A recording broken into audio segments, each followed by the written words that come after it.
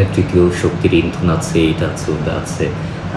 এই কথাগুলো অনেকটা বলতে গেলে পলিটিক্যাল লাগবে এবং এই কথাগুলো অনেকে শুনতে চায় না। তো একদম ডিরেক্ট কথা বলি। এখানে কে আছে না আছে সেটা পরের বিষয়। প্রথমত এটা হচ্ছে টোটালি আপনার প্রশাসনের একটা ব্যর্থতা। কারণ এটা শুধুমাত্র প্রথম কোনো ঘটনা না যেটা আপনার পাহাড়ে ঘটেছে বা সেই জায়গা থেকে আপনার ৩ জনের মৃত্যু হয়েছে। এর আগে জাস্ট আপনার ১ বছর আগে তাকান আপনি, সেম এরকম একটা ঘটনা ঘটেছে। আপনার সেখানে একজন বোধহয় আপনার কেউ কোনো একটা চোরকে আপনার মব ক্রিয়েট করে মেরে ফেলা হয়েছে এবং সেখান থেকে একটা কমিউনাল একটা ভায়োলেন্স হয়েছে। এখন সেটা আপনার ৩-৪ দিনের মধ্যে আপনার প্রায় ৩ জনের মৃত্যু হয়েছে ঘটনা ওই সময়। হ্যাঁ? এখন সেম অনেকটা ঘটনা এখানেও। এখানে একটা ধর্ষণের ঘটনা এখন বলছে যে আপনার ধর্ষণ ঘটেনি, এরকম টাইপের একটা রিপোর্ট আমি দেখলাম, এরকম একটা খবর আমি দেখলাম। এখন যাই হোক, এই ঘটনা থেকে শুরু করে প্রথমে তো আপনার ধর্ষণের জায়গা ছিল, ধর্ষণের ঘটনা ছিল বিষয়টা। এখন সেইখান থেকে আপনার একটা কমিউনাল ভায়োলেন্স ঘটতে পারে। এটাকে আপনার প্রশাসন আঁচ পায়নি। এখানে আপনার কি যারা আপনার বিভিন্ন দায়িত্বরত কর্মকর্তা আছেন তারা কি সেই ঘটনার আঁচ পাননি বা সেরকম ইনফরমেশন অনেক থাকে, তাই না? সো এই ইনফরমেশন তো ওনাদের কাছে থাকার কথা। যদি এখানে পাহাড়ে কোনো সশস্ত্র গ্রুপ এখানে একটা কোনো একটা অনাকাঙ্ক্ষিত ঘটনা প্রি-প্ল্যান্ড করে তারা যদি এখানে ঘটাতে চায়, তাহলে সেক্ষেত্রে তো তাদের কাছে এই ইনফরমেশন থাকার কথা। তাহলে তারা কেন আগাম কেন ব্যবস্থা নেয়নি? কেন এখানে সাধারণ মানুষকে কেন ভুক্তভোগী হতে হবে, তাই না? সো আবার কে আছে না আছে সেটা পরের বিষয়, কিন্তু প্রশাসন এখানে টোটালি ব্যর্থ, এই কথাটা বলতে হবে। হ্যাঁ, কারণ প্রশাসনের হাতে ৩-৪ দিন সময় ছিল। যেদিন আপনার যে ধর্ষণের ঘটনা ঘটে তারপর দিন খুব সম্ভবত আমি প্রশাসনের ২ জন দায়িত্বরত কর্মকর্তা তাদের সাথে আমি যোগাযোগ করি, খাগড়াছড়ি জেলা প্রশাসক এবং খাগড়াছড়ি পুলিশ সুপারের সাথে।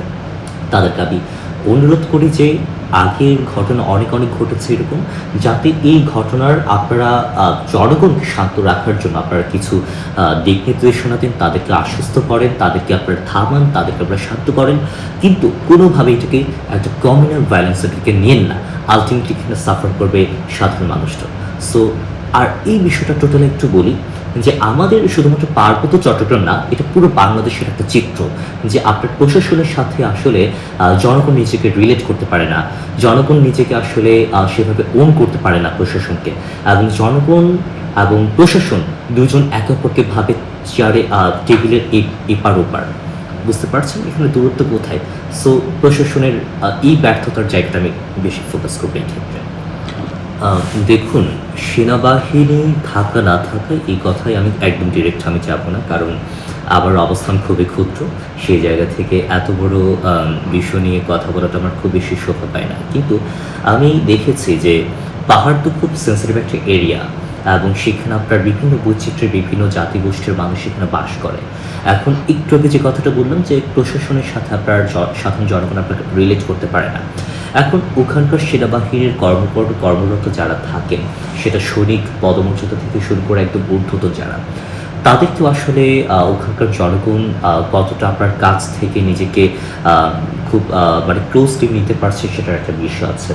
আবার মনে হয় ওখানকার সেনাবাহিনী যারা যাবে, যারা সেখানে কর্মরত থাকবে, তাদেরকে আলাদা কিছু মনস্তাত্ত্বিক আপনার ট্রেন আপ করা দরকার, যেখানে আপনার সন্ত্রাসী গ্রুপ এবং আপনার সাধারণ আপনার চাকমা, মারমা, ত্রিপুরা, তঞ্চকা যারা আছে তাদের সাথে সন্ত্রাসী গ্রুপ, এই দুটোকে তারা যাতে আলাদাভাবে ট্রিট করতে পারে, আলাদাভাবে তারা আইডেন্টিফাই করতে পারে।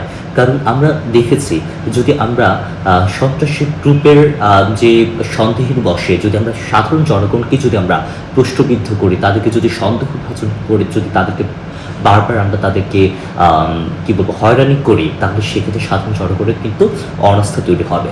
সো আমার মনে হয় যারা আপনার সেখানে সেনাবাহিনীর ঊর্ধ্বতন আছে, যারা সৈনিক পদমর্যাদা আছে, তাদের ক্ষেত্রে আলাদাভাবে একটা সেটা বিভিন্নভাবে হোক, যাতে তারা সেখানকার মানুষকে ওন করতে পারে, সেখানকার মানুষও যাতে তাদেরকে ওন করতে পারে, সেরকম একটা শপিংয়ের একটা মানে একটা উদ্যোগ নেওয়া দরকার, বা সেরকম একটা সাইকোলজিক্যাল একটা ট্রেনিং যেটা বললাম সেটা অনেক রকম হতে পারে।